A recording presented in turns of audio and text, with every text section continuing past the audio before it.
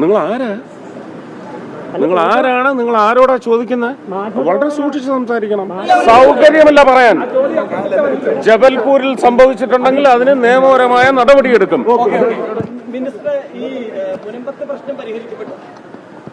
മുനമ്പത്തെ പ്രശ്നമല്ല പരിഹരിക്കപ്പെട്ടു. നിങ്ങൾ ആദ്യം മുതൽ ഞാൻ പറയുന്നുണ്ട്, ഭാരതത്തിൽ ഈ കിരാതമാണ് അവസാനിപ്പിച്ചിരിക്കുന്നത്.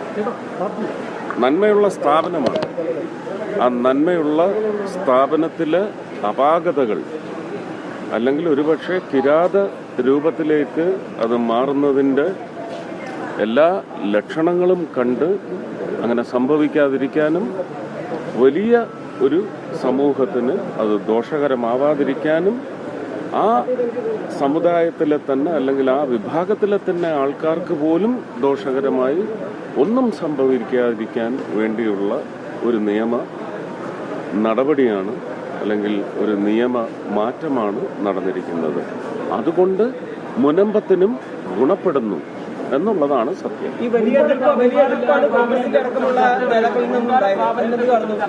നിങ്ങൾ പാർലമെന്റിനപ്പുറം വല്ലതും കാണുന്നുണ്ടോ?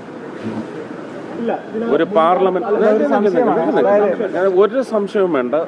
പാർലമെന്റ് ആണോ സ്ഥാപനം?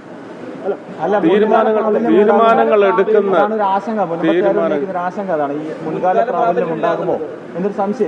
നിങ്ങൾ അതിനെക്കുറിച്ച് വിഷമിക്കാതെ ബാക്കി കാര്യങ്ങൾ ഇനി ഞങ്ങൾ നോക്കിക്കോളാം. അപ്പൊ എന്ത് ചെയ്യും കേരള സർക്കാർ? എന്ത് ചെയ്യും കേരള സർക്കാരിന്? എന്ത് ചെയ്യും? ഒരു കമ്മീഷന് നിയമിച്ചില്ലേ? കമ്മീഷൻ ഇപ്പൊ എവിടെയാ? എന്താണ് മലപ്പുറത്തു നിന്ന് വന്ന് വാഗ്ദാനം കൊടുത്തു പോയത്? എന്താണ് വടക്കംപറവൂരിൽ നിന്ന് വന്ന് അദ്ദേഹം വാഗ്ദാനം കൊടുത്തു പോയത്?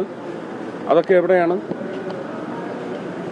നിങ്ങളൊക്കെ അത് വലിയ സ്ഥാപനങ്ങളാണെന്നാണോ വിചാരിച്ച ആ വാഗ്ദാനങ്ങളൊക്കെ? അങ്ങനെയാണോ? അങ്ങനെയാണെങ്കിൽ നിങ്ങളാണ് ഏറ്റവും വലിയ പാതകം ചെയ്തിരിക്കുന്നത്. പാവങ്ങളെ വഹിക്കുന്നതിന് നിങ്ങൾ കൂട്ടുനിന്നു എന്നേ ഞാൻ പറയത്തുള്ളൂ. അങ്ങനെ ഒരു പക്ഷമുണ്ടോ നിങ്ങൾക്ക്? ചർച്ച പ്രധാനമാണല്ലോ. ചർച്ച എവിടെയാണ്? എന്തെങ്കിലും കുഴപ്പം നിങ്ങൾ കണ്ടോ? അല്ല മിനിസ്റ്ററെ, ഈ കേന്ദ്രമന്ത്രി കിരൺ റിജിജു തന്നെ ഇതിൽ മുൻകാല പ്രാബല്യം ഉണ്ടാകില്ല എന്ന് കേരളത്തിൽ നിന്നുള്ള എംപിമാർക്ക് വലിയ രീതിയിലുള്ള പ്രതിഷേധം അവരെ കുറെ ആശങ്കകൾ രേഖപ്പെടുത്തി. ആണോ? പക്ഷേ അതിൽ എന്താണ് ഒരു ആ ആശങ്കകളിൽ അടിസ്ഥാനമില്ലേ? എന്തടിസ്ഥാനമാണുള്ളത്? നിങ്ങൾ രാഷ്ട്രീയമൊന്നുമില്ലാത്ത, രാഷ്ട്രത്തിനോട് സ്നേഹമുള്ള, നല്ല ബുദ്ധിയും അറിവുമുള്ള, കുത്തിത്തിരിപ്പ് ഹൃദയത്തിലില്ലാത്ത, രാഷ്ട്രീയമേ ലവലേശമില്ലാത്ത നല്ല വിചക്ഷണരോട് പോയി ചോദിക്കൂ. അവർ വാദിച്ച കാര്യങ്ങളൊക്കെ എന്തായിരുന്നു എന്ന്.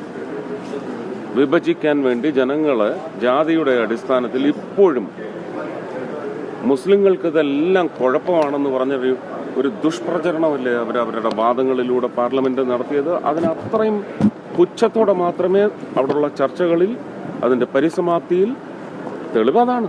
ഇതിലൊരു ക്ലാരിറ്റി വെച്ചാൽ ഈ കേന്ദ്രമന്ത്രി കിരൺ റിജിജു പാർലമെന്റിൽ പറഞ്ഞതിൽ മുൻകാല പ്രാബല്യം ഉണ്ടാകില്ല എന്ന് പറഞ്ഞു എന്നതാണ് ഒരു. നിങ്ങൾ വെയിറ്റ് ചെയ്യൂ സർ. നിങ്ങൾ ഇപ്പം കിടന്നൊരു അങ്കലാപ്പ് ഉണ്ടാക്കാതെ, ഇത് വരികയില്ല എന്ന് പറഞ്ഞ ആൾക്കാരല്ലേ നിങ്ങൾ? JPC-യിലിട്ട് കത്തിച്ചു കളയുമെന്ന് പറഞ്ഞതല്ലേ നിങ്ങൾ? അല്ല, പറഞ്ഞത് ക്യാരി ചെയ്ത ആൾക്കാരാണ് നിങ്ങൾ. അതാ പറഞ്ഞത്. അപ്പൊ അതുപോലെ നിങ്ങളിതും ക്യാരി ചെയ്തോളൂ. അതിലൊരു വ്യക്തത വരുത്താൻ താങ്കൾക്ക് കഴിയുമല്ലോ. ഇപ്പോഴല്ലല്ലോ. അതാ അതിന്റെ പ്രവർത്തനം. ഈ മാറിയ നിയമങ്ങളുടെ പശ്ചാത്തലത്തിൽ എന്ത് നടപടി വരുന്നു എന്നുള്ളത് നിങ്ങൾ നോക്കിക്കോളൂ. ശാശ്വത പരിഹാരം ഉണ്ടാവും തന്നെയാണ് മിനിസ്റ്റർ ഉറപ്പ് കൊടുക്കുന്നത്. പിന്നെയും ഇതിങ്ങനെ ചോദിച്ചോണ്ടിരുന്നില്ലെങ്കിൽ ഇതൊരു സ്ഥിരം. ഞാൻ പറയാനുള്ളത് പറഞ്ഞു കഴിഞ്ഞു. മുനമ്പത്തെ ജനങ്ങൾക്കും ഈ മാറ്റം കൊണ്ട് ഗുണമാണ് എന്ന് പറഞ്ഞില്ലേ ആദ്യമേ? എന്റെ നാവ് നിങ്ങൾ പോസ്റ്റ്മോർട്ടം ചെയ്തോളൂ, മനസ്സിനെ പോസ്റ്റ്മോർട്ടം ചെയ്യരുത്.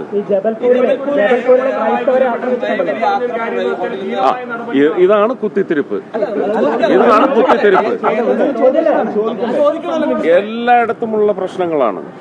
എന്താ പാലാ ബിഷപ്പിനെ കുത്തിക്കൊല്ലാൻ തീരുമാനിച്ചില്ലേ? പാലാ ബിഷപ്പിനെ പിടിച്ച് അകത്തിടാൻ തീരുമാനിച്ചില്ലേ? അപ്പൊ ഇത് അങ്ങോട്ടും ഇങ്ങോട്ടും എല്ലാം നടന്നുകൊണ്ടിരിക്കും. ഇവിടെ നമ്മുടെ പാലയൂർ പള്ളി പൊളിക്കാൻ ആരാ വന്നേ? ഇലക്ഷന് തൊട്ടു മുമ്പാണ്, കഴിഞ്ഞ വർഷം ഏതാണ്ട് ഈ സമയങ്ങളിലാണ് പറഞ്ഞത്. അതാണ് ഞാൻ പറഞ്ഞത്, അവരിത് ജാതീയമായി ജനങ്ങളെ തിരിക്കാൻ. അപ്പൊ അവരുടെ വിഷമം എന്താ? ക്രിസ്തീയ സമൂഹം മുഴുവൻ അണിനിരന്നു, അത് കണ്ട അങ്കലാപ്പാണ്. അല്ലെങ്കിൽ പിന്നെ എന്താ ആങ്ങളെയും പെങ്ങളും വരാഞ്ഞത്? എന്താ വരാഞ്ഞേ? അല്ല, അതിന് തിരിച്ച് ഞാൻ പറഞ്ഞിട്ടുണ്ട്. ആ കണക്ക് നിങ്ങൾക്ക് അറിയാവല്ലോ അല്ലേ? ചോരക്കണക്ക് കേരളത്തില് അത് പറഞ്ഞിട്ടുണ്ട്. ജബൽപൂരിലെ സംഭവത്തിനെ ന്യായീകരിക്കുകയാണോ? നിങ്ങൾ ആരാണ്? നിങ്ങൾ ആരോടാ ചോദിക്കുന്നത്? വളരെ സൂക്ഷിച്ച് സംസാരിക്കണം. മാധ്യമാരാ? ഇവിടുത്തെ ജനങ്ങളാണ് വലുത്. Please be careful. ഏതാ ചാനൽ? ഏതാ ചാനൽ? ബെസ്റ്റ്.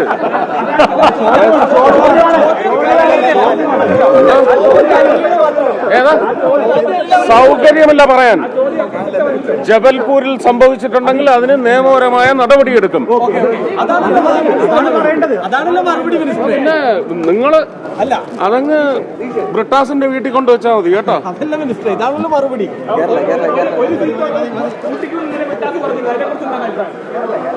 അതിന് വേറൊരു അക്ഷരം മാറ്റണം അതിനകത്ത്.